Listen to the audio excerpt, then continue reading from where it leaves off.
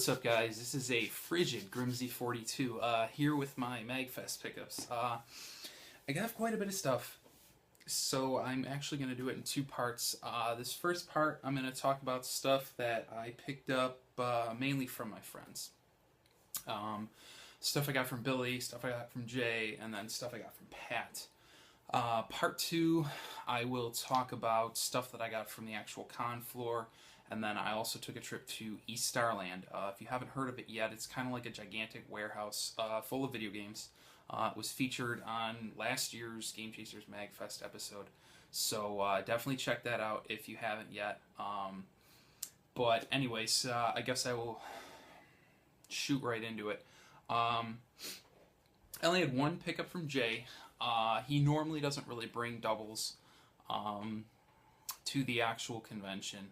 He does occasionally, but usually I don't see many. But this specific one, he had put aside for me because he knew I was looking for it. I already had the box, so he actually found this with the manual, which kind of burns me because the manual would have completed it for me. But I was super happy to get the game, and it's really clean. It's a copy of Contraforce, and as you can see, the label is pristine. And while I'm holding this, another point comes to mind. When you're out in the wild hunting for video games, one thing to keep your eye open for, if you look at this label here, do you see how it has so many lines of text?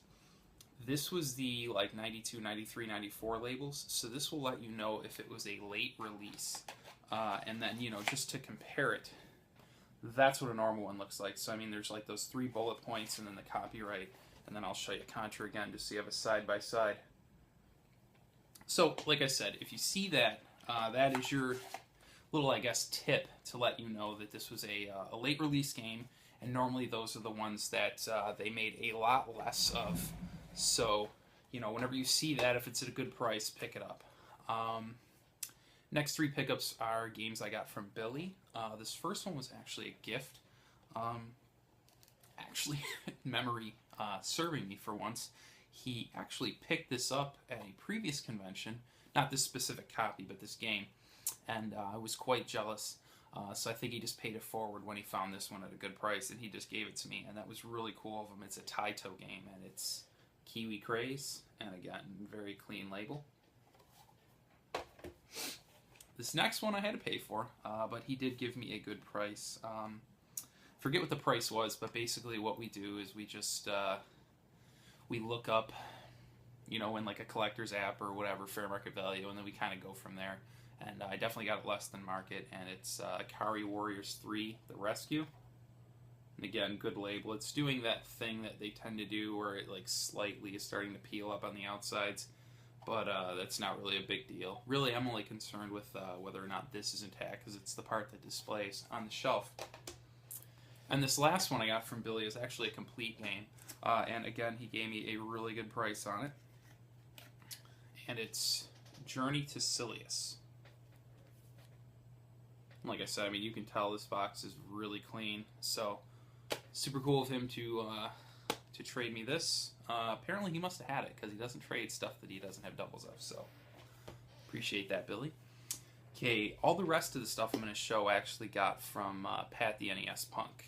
The first thing, and the thing I was most excited to get from Pat, even prior to seeing what he had, was the Volume 3, and then I also had Pat sign it, but if you can see up here, I also got Ian Ferguson to sign it, who I assume is this guy. Ian technically, I guess he plays the role of the bad guy in any Punk episodes he appears in.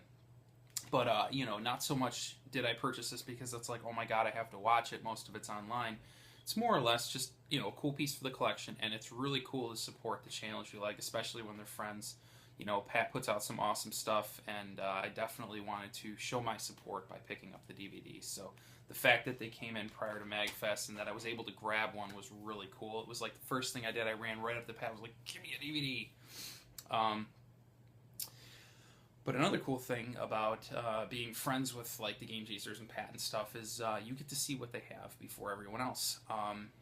Pat was actually in my hotel room before me. I was staying with Billy and Jay, and he kind of, you know, was hanging out like he normally does. So when I ran in there, I instantly wanted to see what he had. Unfortunately, Billy and Jay beat me to the punch, and they got some pretty good games. I'm not even sure if they'll talk about it on video, but they got some really good titles. I won't spoil it. Let's just say a few that I was really looking for. But I'm over that, so I did get some cool stuff from Pat. The first thing is my lone Sega Master System pickup. And Sega Master System was my first system. So now that I think about it, I really should probably collect more for it, you know. And when I see clean, complete games, I pick them up. But you just don't see them too often. Anyways, the one I picked up today, or then, was Altered Beast. And as you can see, it's really clean. Complete. Whew. Must be allergic to my own bullshit. I apologize. Anyways, moving on. That was really funny, actually. The next one I got, I couldn't believe I didn't have this, and it's got a little bit of label damage, but for the price I couldn't complain, and I can always upgrade in the future. It's Hunt for Red October. If you can see, the damage is right there. It's a little ding. But yeah, I got this for $3. A lot of these that you see prices, Pat cut me deals, bundle discounts, or bro price, whatever. This next one I got is actually a double. Later in the convention, I wound up picking up a much cleaner copy, but I grabbed this one from Pat. It's the Taito version of Indiana Jones and the Last Crusade.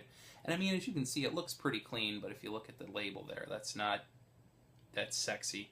And I definitely want, you know, as good a label as I can get. So this is actually a double. So if anyone's interested in trading, hit me up. Maybe we can work something out if you're not super concerned about labels or whatever. Next is Hollywood Squares. Next is World Games. Next, this one actually came with the manual. It's Iron Tank.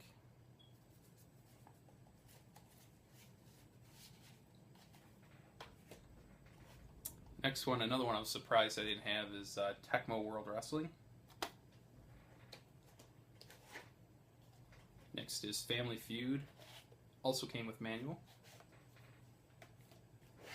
Another one I could not believe that I didn't have, Rambo. Crappy game, but still cool to have. This one also came with manual. This is Caesar's Palace. Next is Solstice. Pat was even surprised I didn't have this one. When I picked it up, he was just like, you know, "Oh, you don't have Solstice?" Oh, in the typical Pat voice, which I don't think I did a good job of that time, but normally I can do decent. And this last one was a label upgrade and the manual, so I definitely couldn't pass it up, and it's Ultimate Basketball. Okay, I guess at that point, that's going to wrap up my pickups. I do have one little announcement that I would like to talk about. I don't know if you guys noticed the shirt here. This is actually the logo for, I guess, what represents my announcement. I kind of hinted at it on Facebook, and some pretty funny guesses as to what my big announcement was came through. Let's see, that I was pregnant. I don't know, there was some bad ones. I should actually have had it up on my laptop so I could have read them, but some pretty bad ones. Some funny ones too.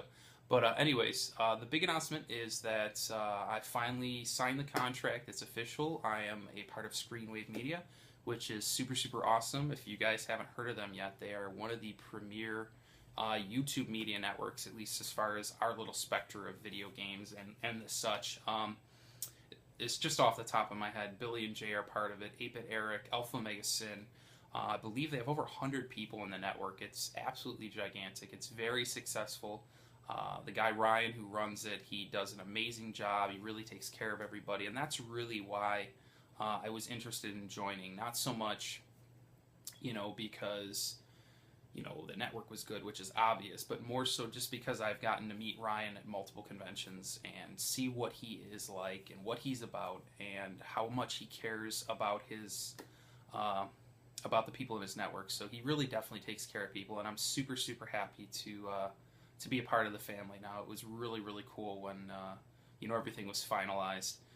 So yeah, so that was the big announcement. So everybody, thanks for your guesses. They were funny. But that is it. That is what it was about.